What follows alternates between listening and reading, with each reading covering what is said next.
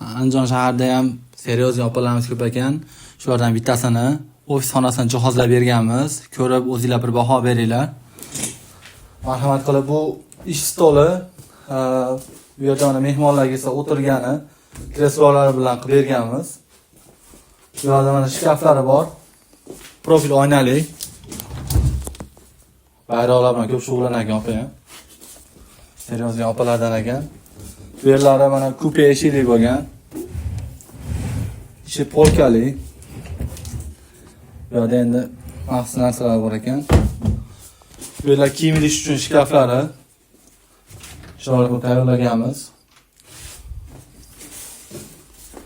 Bu o'ziga oro berish uchun chiroyli oynalar, trimo shaklida, high-tech posonida.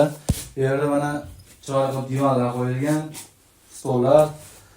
Bemalol o'tirib yengilroq tamaddi qo'ygani sharoit qilib berganmiz. Yana bitta xonalari bor. Uni albatta obzorni qilib, xudo xolisa ko'rsatamiz. Hammalarga kattakon rahmat.